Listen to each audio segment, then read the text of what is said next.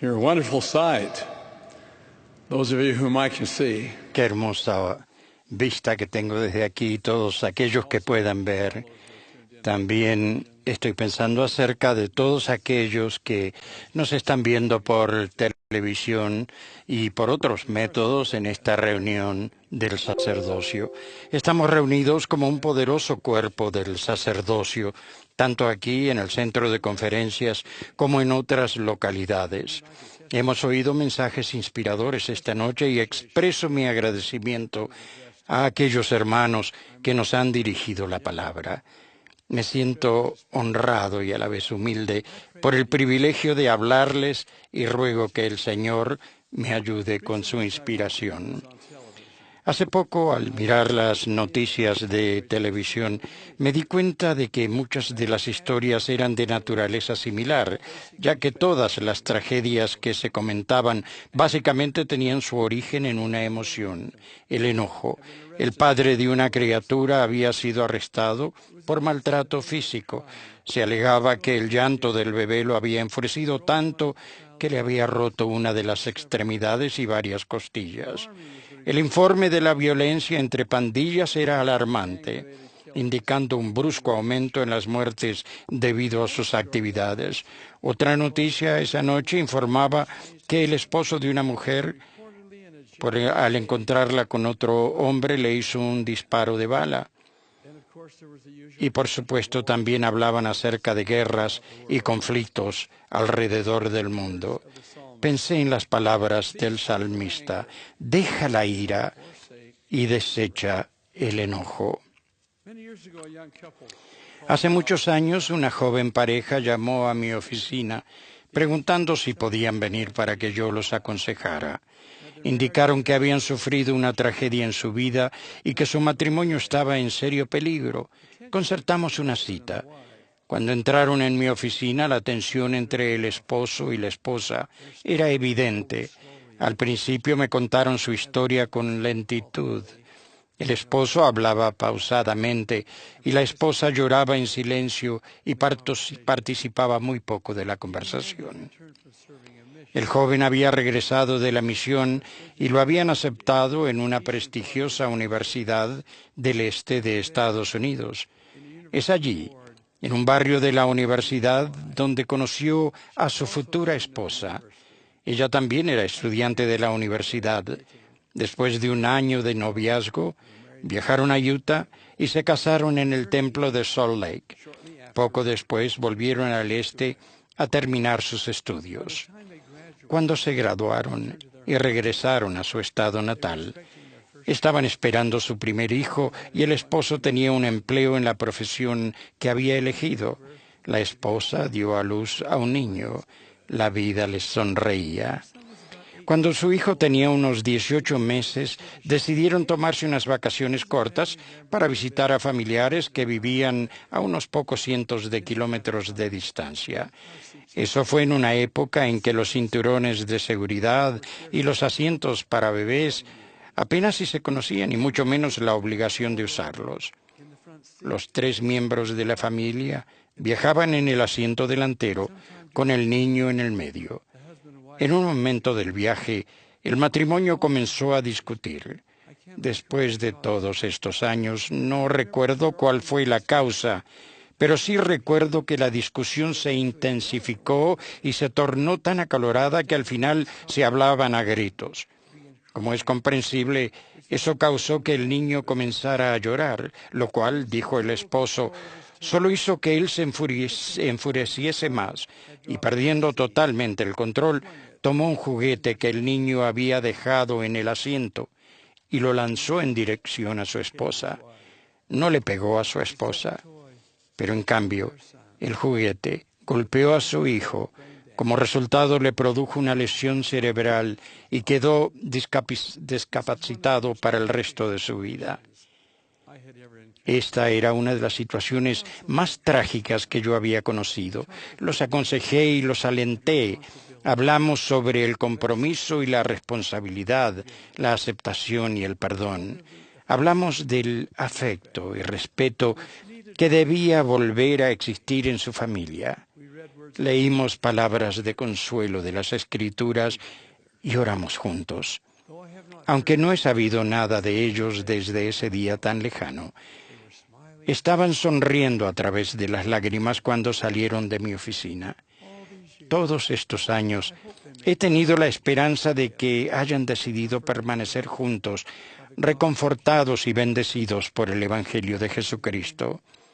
Pienso en ellos cada vez que leo las palabras: el enojo no resuelve nada ni edifica nada, pero puede destruirlo todo. Todos hemos sentido enojo. Puede que sea cuando las cosas no salen como queremos o una reacción a algo que se nos dijo.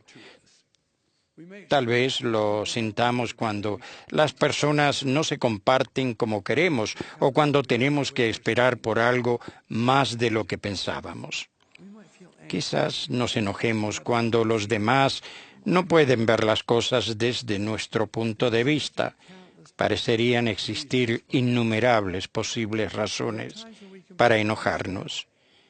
Muchas veces nos molestamos por daños imaginarios o injusticias que concebimos. El presidente Heber J. Grant, séptimo presidente de la Iglesia, relató acerca de una ocasión cuando era un joven adulto en la que hizo un trabajo para un hombre que luego le había enviado un cheque por $500 con una carta disculpándose por no poder pagarle más. Después, el presidente Grant hizo otro trabajo para otro hombre que, según dijo, fue 10 veces más difícil, requirió 10 veces más labor y le llevó mucho más tiempo. Este segundo hombre le envió un cheque por $150. El joven Heber sintió que lo habían tratado injustamente. Primero se sintió insultado y luego furioso. Le contó la experiencia a un amigo mayor que él, quien le preguntó: ¿el hombre tuvo la intención de insultarte? El presidente Grant respondió: no, le dijo a mis amistades que me había pagado muy bien, a lo cual el amigo respondió: un hombre es un tonto si toma como insulto algo que no tuvo la intención de serlo. En Efesios capítulo 4, versículo 26 de la traducción de José Smith, el apóstol Pablo pregunta: ¿podéis airaros y no pecar? No se ponga el sol sobre vuestro enojo. Yo pregunto: ¿es posible sentir el espíritu de nuestro Padre Celestial cuando estamos enojados? No conozco ninguna situación en que ese fuera el caso. En tercer Nefi y del libro de Mormón leemos: y no habrá disputas entre vosotros, porque en verdad os digo que aquel que tiene el espíritu de contención no es mío, sino del diablo, que es el padre de la contención, y él irrita los corazones de los hombres para que contiendan con ira unos con otros. He aquí, esta no es mi doctrina, agitar con ira el corazón de los hombres el uno contra el otro.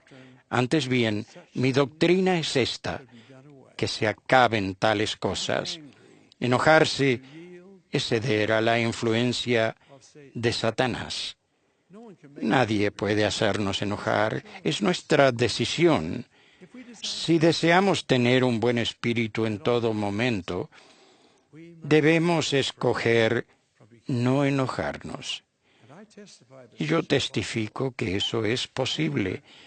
El enojo, la herramienta de Satanás, es destructiva de muchísimas formas.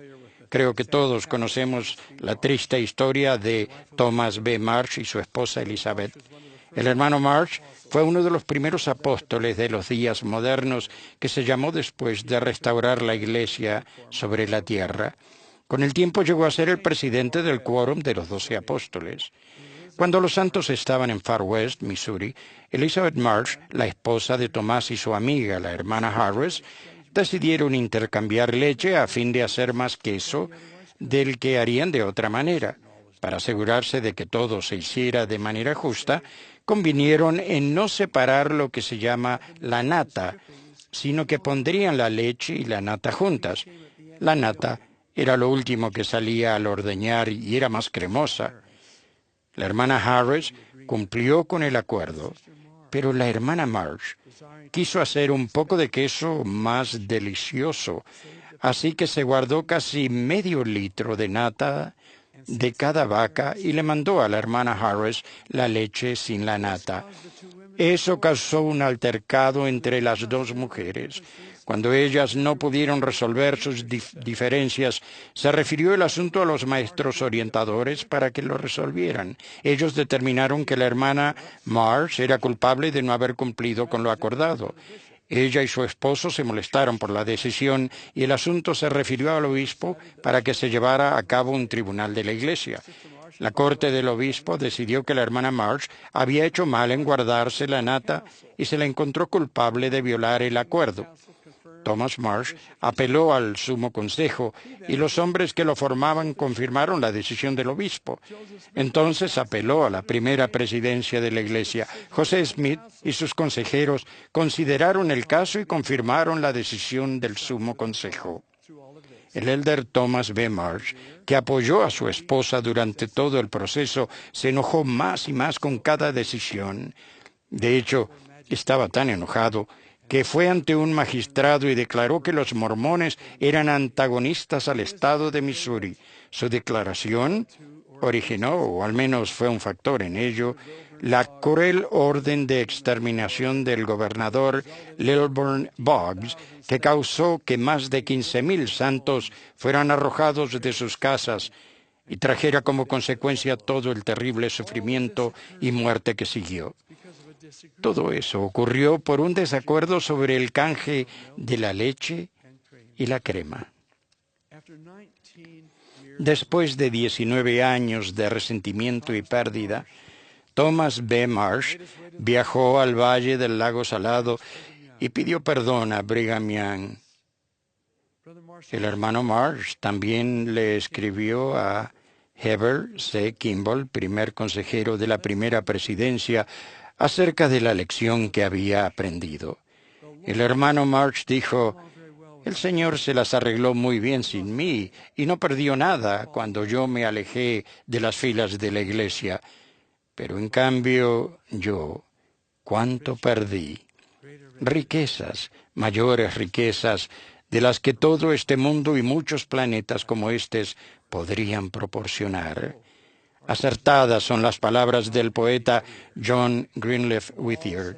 De todas las palabras habladas o escritas, son estas las más tristes. Podría haber sido. Mis hermanos, todos somos propensos a esos sentimientos que, si no los controlamos, pueden conducir al enojo.